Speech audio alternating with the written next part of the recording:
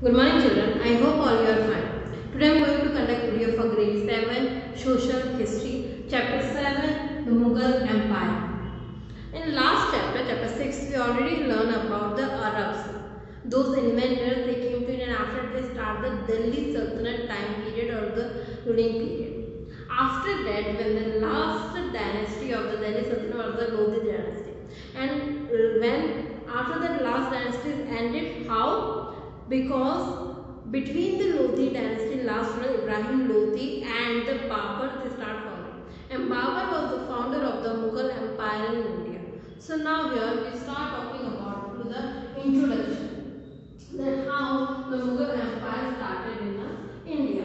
Okay, we know that there are three empires in the history of India, which is the Maurya Empire, second is the Gupta, and third is the Mughal. It means in Indian history there are three famous empires. Those ruled more than 300 century in India, and their architecture, their administration, their painting, music, everything was so brilliant, and the people and in the present time we are reading about them in the history in every era. Okay, so those are the three. Which are the three empires? Which is the Mughal Empire, Maurya Empire, Gupta Empire, and Mughal Empire.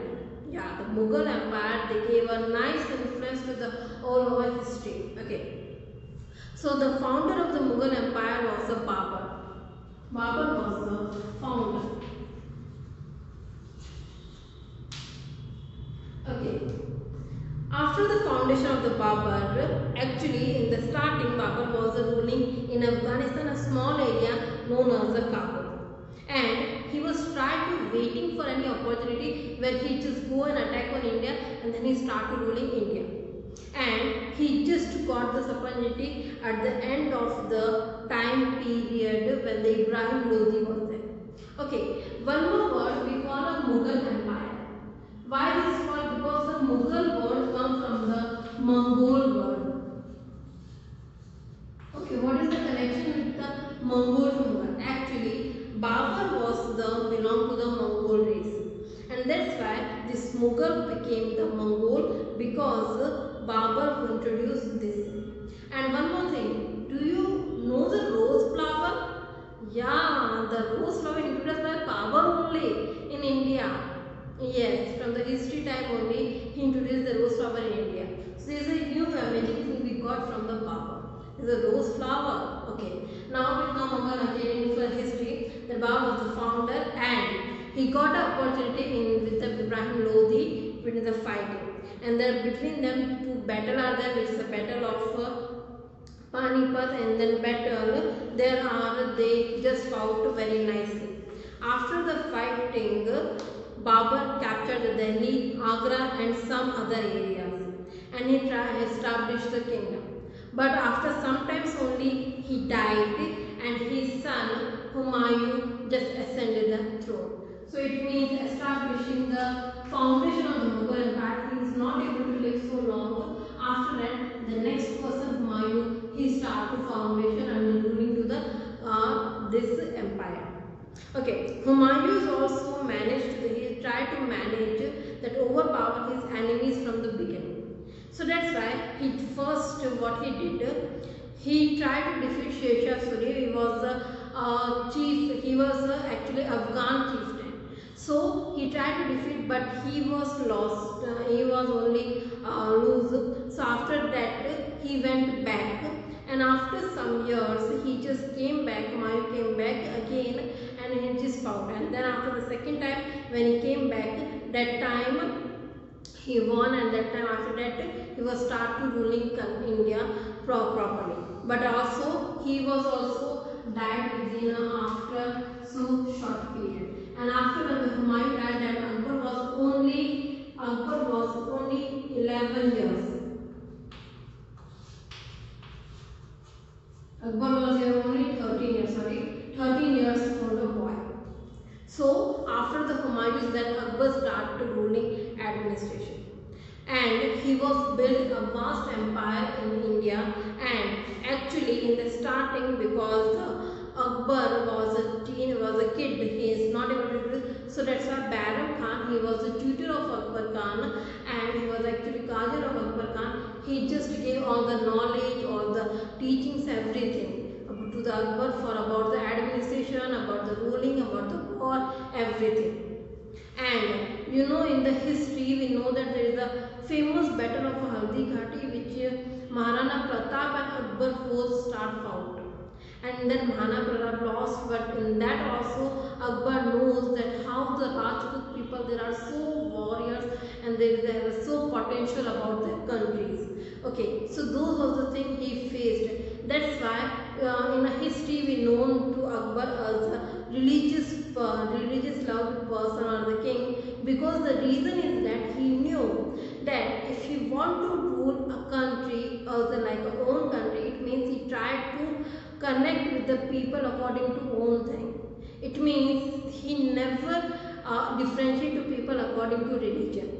And in his court only many more people, those are the Hindus only, and he married with the Hindus princesses only. So according to those, he tried to start a friendly relationship between the Rajput peoples and the other peoples. So it means he just tried to adopt all the religions by heart, and he tried to understand that this country is also like my country also. So it means that person is not exploit to the peoples. So in this only he tried to pursue the mighty Rajput kings to support him.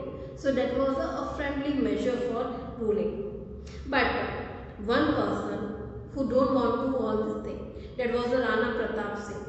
And Rana Pratap Singh of the Mewar, and actually he wanted Mewar, but in the under of the Rana Pratap. So that's why in the both of them the war happened, which is in a Haldi Ghati area, which is in a Rajasthan. Okay. And Rana Pratap was defeated in the battle, and he did not bow down to Akbar. So it's just like in a Rajput character, they are saying that they are ready to die, but they don't ready to accept your areas or your kingship. So that's why the Rana Pratap did the same thing. After that, Akbar engaged himself in activity of the so many military companies of the many years, and he conquered the Gujarat, Malwa, Bengal, Kashmir, Kabul, and all the areas, and built a vast empire. Okay, now we talk about the Akbar achievements, what he achieved in a life. In first we talk about the administration. You know, in the rulers, the administration is the most important thing, because the government also, if administration is not proper, the government will not go further, and there is all the people, they are not able to do work properly. So he was an able administrator and a broad-minded person. Okay, because whatever the qualities needed for a king, he had all the qualities, and he was not a despotic ruler. It means he want whole India and under their own country. He is not like a so desperate person to just do whatever for to earning. He just tried to go with the slowly all the measure. Some places he tried to capture with the war, some places he tried to capture with the friendship, some places he tried to capture with the marriage relation. This kind of policies he tried to implement. Okay, and in the actually it was a necessary. He knows the one that it was a necessary to win the heart of the Hindus people, because that was the country of a Hindustan. So he tried to win the heart of the Hindus people, and for those also he gave the high post in the court. He just opposed the jizya tax, and he tried to give the many more facilities for the Hindus. And for the land policies also, those people, they are just trying to understand those land policies. Those are the administrator, they like Raja Todarmal, Tanse, those are the very famous persons, and those are the Hindu. So it means Akbar, they are not trying to differentiate between the Hindus and the according to communities. Now religious policy. Actually Akbar started one new prayer hall which is known as the Ibadat Khana in his new capital Fatehpur Sikri. Okay, what happened in the Islamic Khana? Actually he tried to invite all the religious main priests and the persons like Hindu, Christians and the Muslims, all the persons. Okay, after that he tried to discuss all the things, and whatever the good knowledge of those people, those religions, he tried to capture in one religion which is called a Deen-e-Ilahi. And its religions, he tried to encrypt the best principle of all the religions. And this is a thing which is attracted to many more people. Now the next is a patronage of that. He is really very fond of the art also, and in his court, Abul Fazl, Faizi, Birbal, those were the person who are the very grateful, knowledgeable people and the very good knowledge of the art and architecture. Like Tansen, he was the most important and the famous singer on that time of period, which is in a court of this, and according to art and architecture also, there are more famous things is done in that whole period. After that, Akbar, Jahangir is coming. Jahangir is the son of the Akbar, and Shahjahan. Shahjahan is the son of the Jahangir. Actually, after the Akbar, Jahangir succeeded, and after Jahangir, Shahjahan succeeded, and it is the throne policy continues because the father, after the father's elder son, become the king. Okay, this kind of policy.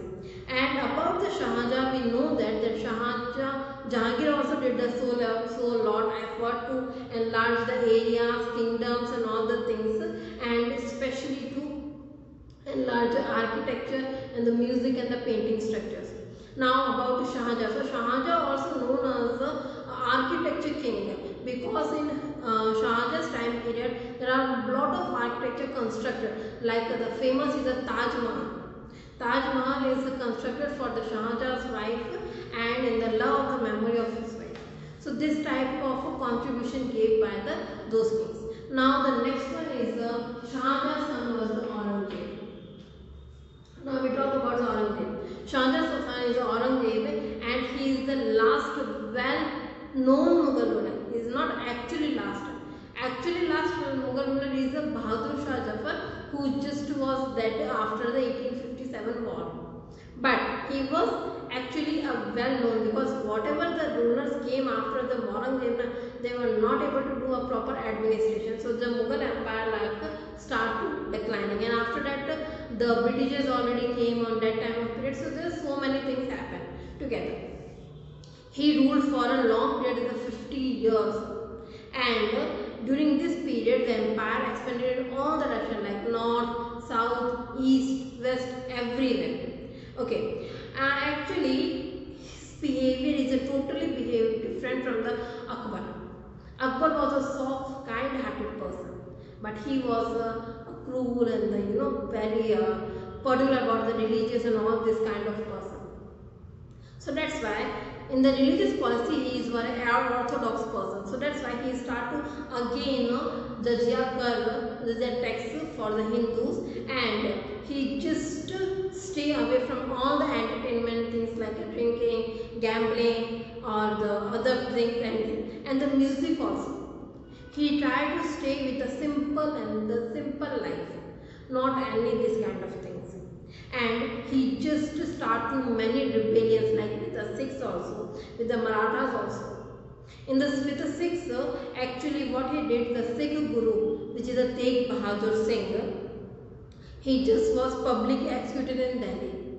Okay, after that, his Guru Govind Singh, he organized the Sikh community with a military support, and they both between the Sikh and the Mughal, the fighting was started. So this kind of things are just going on.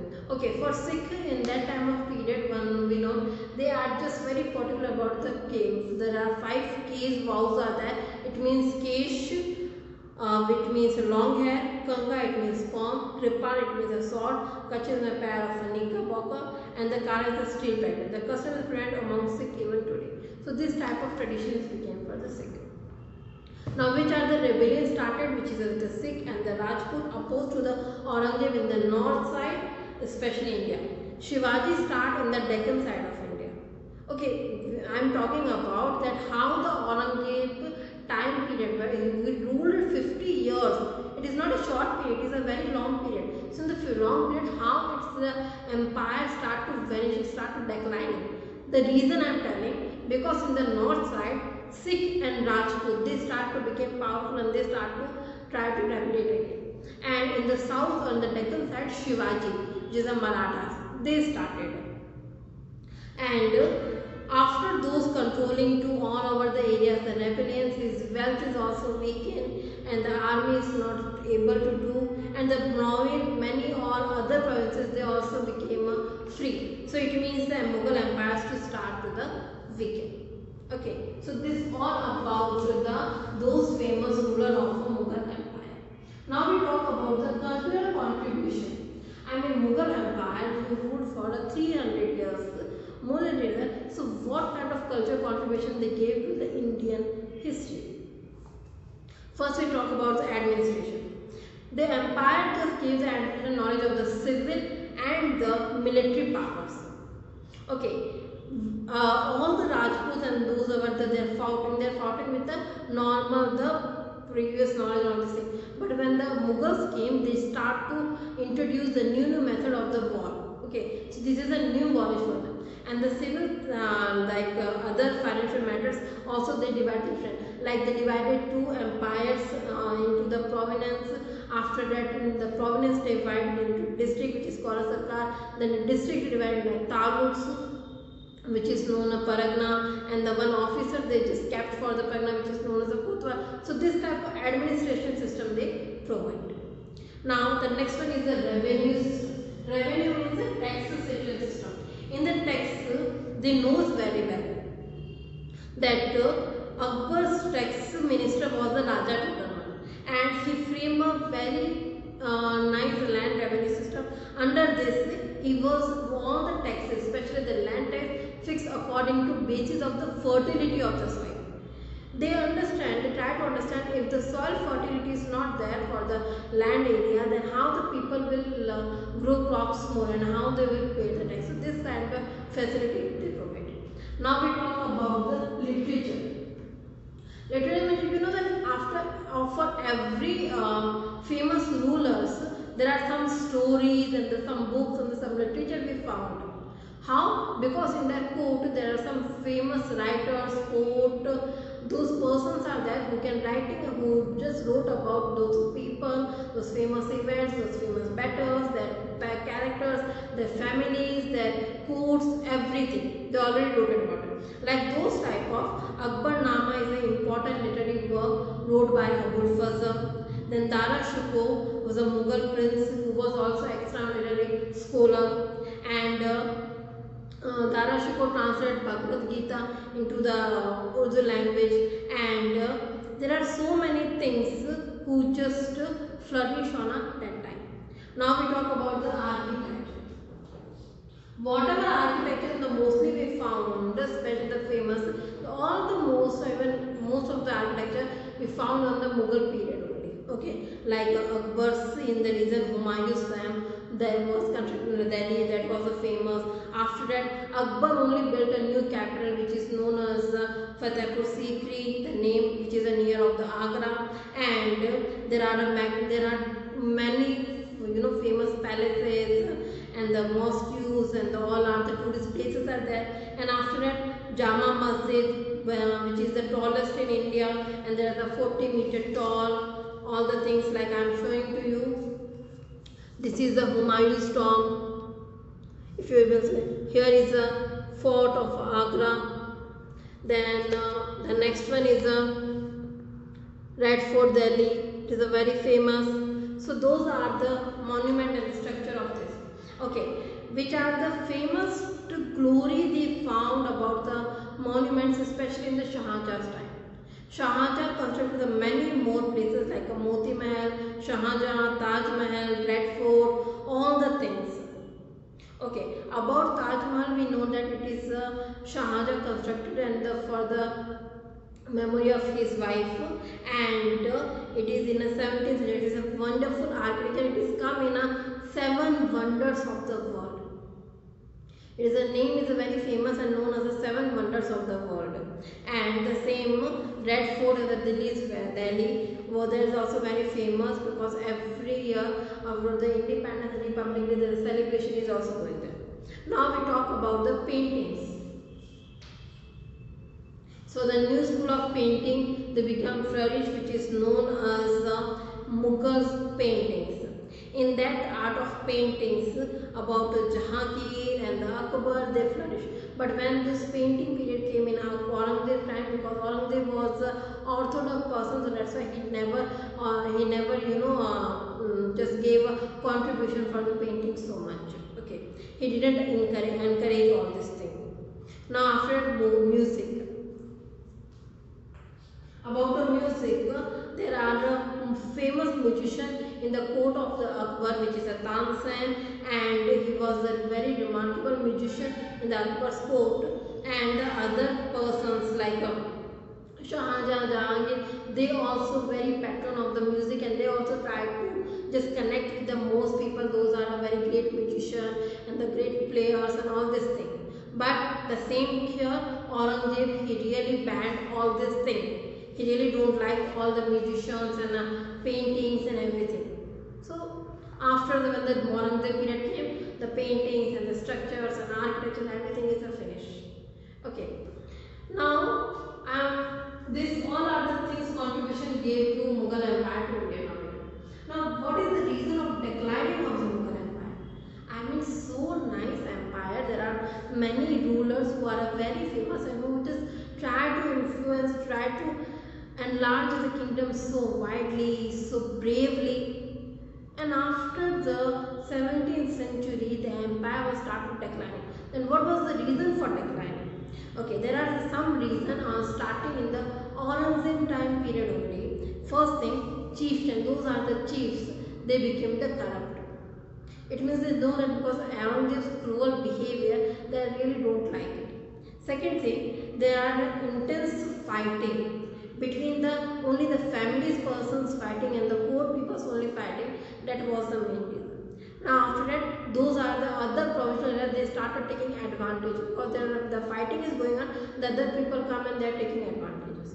Now because Aurangzeb, he was a very orthodox person, so according to that, he was trying to only implement the Islamic rules and regulations on all of the areas. So that's why it is not a very beneficial for all the people. So that's why this is also reason. Now the last is because in the north in that time, South Rajput and Tasik, they also started flourishing, and the south Shivaji, which is a Maratha empire, they also came. So according to all those sides, the attacks, the empire became weak and the wealth is also lost.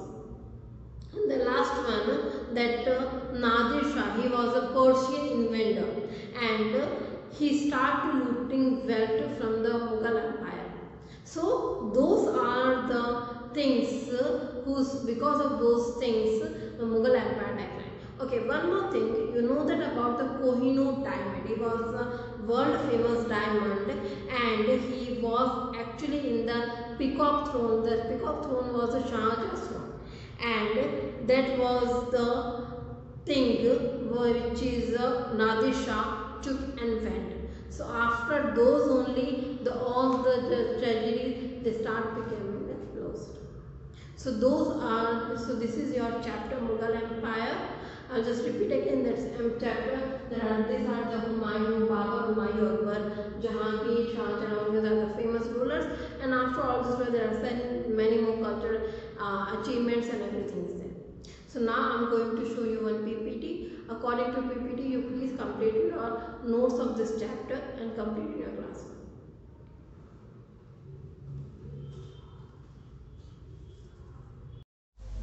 So children, now I am going to start showing you PPT, which is a grade 7 social history chapter 7 Mughal Empire. The first main is a fill in the blanks. In that 4 fill in the blanks are there. First one, Rajput king was defeated by Akbar in the Haldighati war. Answer is there, Rana Pratap Singh. Second, Dash was Akbar's minister who framed land tax system. Answer is Raja Todarmal. Third one is Mughal king encouraged art and work. Answer is Akbar. Then number 4th, Mughal king opposed the music. Number 4, Aurangzeb. Now the second main, answer in one sentence. Question 1. Who was the founder of Mughal dynasty? Answer, Babur was the founder of the Mughal dynasty. Question 2. Name the Mewar Rana who opposed Akbar. Answer, Rana Pratap Singh opposed Akbar. Question number 3. Where is Taj Mahal? Who constructed it? Answer, Shah Jahan achieved fame by getting the famous Taj Mahal built at Agra. Number 4. Name the important historians from Mughal dynasty. Answer, Abul Fazl, Nizamuddin and Baduni were the famous historians in Akbar's court. Now, this is the third main. Discuss in groups and answer. Question number 1. Write a note on Ibadat Khana. Akbar constructed a prayer hall, Ibadat Khana, in his new capital Fatehpur Sikri. Here, he discussed religious matter with leaders of various Islamic sects. He invited Hindus, Jain, Buddhist, Parsi, and Christian leaders to discuss their views on religious issues. As a result of such discussion, he evolved a new sect called the Din-e-Ilahi and incorporate some of the best principles of different religions.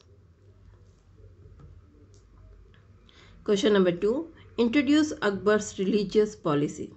Answer. Akbar was tolerant of other religions. He invited Hindu, Jain, Buddhist, Parsis, Christian leaders to discuss their views on religious issues. He evolved a new sect called Din-e-Ilahi. It incorporated some of the best principles of different religions. Now question number 3. Make a list of architectural construction from Mughal period. Answer. He constructed about Akbar we are understanding because the main famous person was only there. So Akbar, he constructed a prayer hall which is Ibadat Khana in his new capital Fatehpur Sikri. He also got a massive gateway built at the entrance of the Fatehpur Sikri fort called Buland Darwaza. The Agra fort was built in a red sandstone by Jahangir. He completed Akbar's tomb at the Sikandara Shah Jahan. He built many beautiful palaces, forts, gardens and mosques. Chief among them are Red Fort and Delhi and Taj Mahal at Agra. Question number 4. What are the causes for the decline of the Mughal dynasty? The reason for the decline of Mughal dynasty: first one, the chieftain became corrupt. Second, the intense fighting took place among the claimants to the throne. Third, the provincial governor took advantages of the situation and declared their independence. Fourth, Aurangzeb's desires to convert India into an Islamic state met with opposition everywhere. Fifth, the prolonged warfare with the Sikhs, the Rajput and the Marathas fully exhausted the resources of the empire. And the last one, Nadir Shah, a Persian invader, raided Delhi and looted its wealth. Now, the fourth one is a match the following. Answer is also there, children, so you can copy. So children, now I am going to bind my session. Thank you.